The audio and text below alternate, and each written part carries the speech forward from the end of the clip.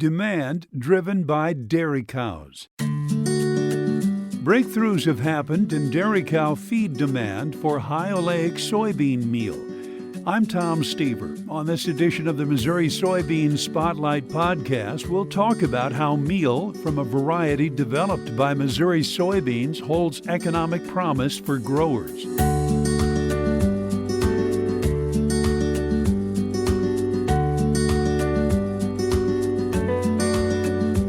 My name is Matt Amick. I'm Director of Market Development with Missouri Soybeans. It's said that what is good for animal agriculture is good for soybean growers. They do well, soybean growers do well. Explain how that works. Absolutely. It's our number one customer, the livestock industry. When we crush a soybean, 80% of the soybean is soybean meal that is high protein, 45% protein that's fed to livestock. We have a very strong crush industry in the state of Missouri, and we also have a very strong livestock industry when you think of cattle, swine, poultry, dairy. So we're very reliant on each other when it comes to partners, both feeding soybean meal and then the livestock industry using soybean meal as a very important protein source in those feed rations. How are Missouri soybean growers investing in animal agriculture projects? So let me just start and set the stage with going back to our crush industry. We've got 4 crush plants, and they produce about 3.7 million metric tons of soybean meal. That's quite a bit. In terms of animal agriculture, we're utilizing about 1.5, 1.6 million metric tons for livestock feed in the state. So there's a delta there. There's a gap of about 2 million metric tons that we're exporting out of the state, either to other states or to international markets, which is great. But of course, we want to utilize that soybean meal and feed more animals in Missouri. We want to increase our livestock industry. It's more value added for soybean farmers. It's value added for the livestock producers, and just great for our economy if we expand livestock feeding rates and things like that. So as part of our strategic plan, we're really focused on how we can expand in 2 ways: increasing inclusion rates in current livestock feeding operations, or recruiting new livestock operations to our state and more livestock processing. That's really one of the key objectives of our strategic plan moving forward. If you go into the detail of our strategic plan, there's a variety of other things we're looking at and how we're going to work to accomplish those objectives.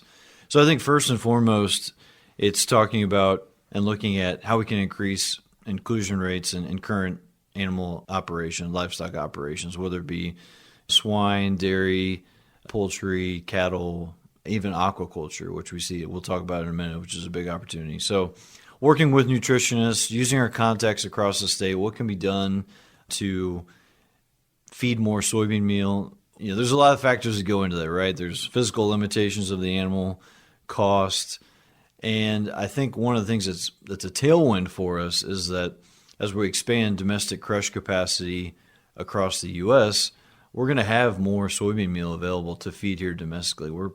If all the crush capacity is built in the next 2 to 3 years as expected, we could have as much as 9 million metric tons of soybean meal, which would be basically nearly triple what we produce in the state of Missouri. So we're going to have a lot of soybean meal available, which could present some opportunities on the cost side for those feed nutritionists and people that are putting together rations to use soybean meal as a protein source in those rations. So that's a nice tailwind for us, and I think that's something that we can utilize to our advantage as we talk to our contacts across the state and try and build in more higher inclusion rates for soybean meal, because it is a great protein source. I mentioned earlier 45% protein in the soybean meal, so it's a great protein source.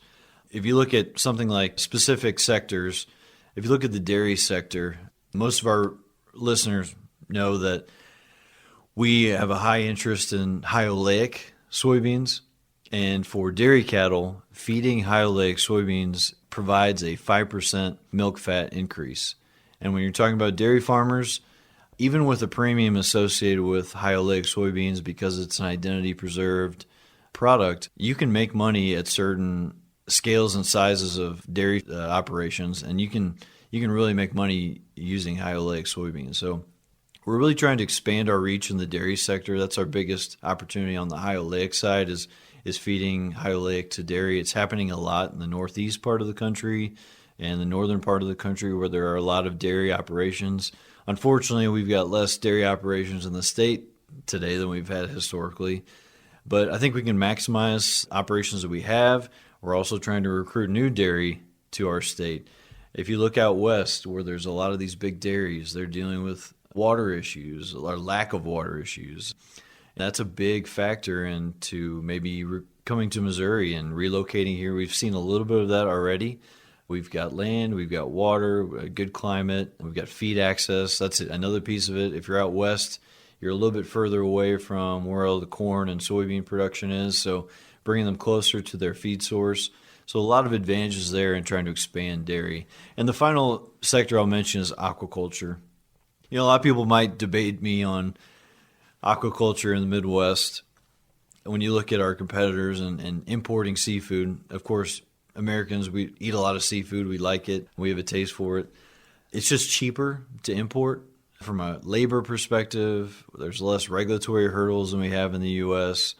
So we import something like 80% of our seafood into the U.S. I see that as an opportunity to maybe bring some of that aquaculture production closer to the Midwest where we have the feed and potentially reduce some of those costs and produce more seafood here in the state of Missouri.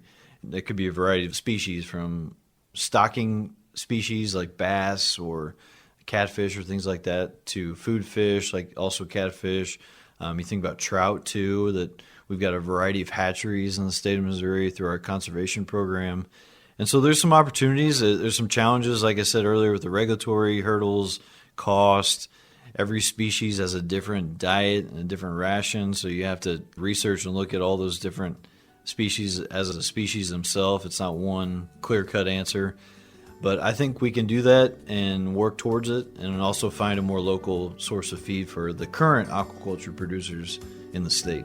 Matt Amick is Missouri Soybeans Director of Market Development. This edition of the Missouri Soybeans Spotlight Podcast is brought to you by Missouri soybean farmers and their checkoff. We're also on the air with the weekly Spotlight Podcast. Thank you for listening.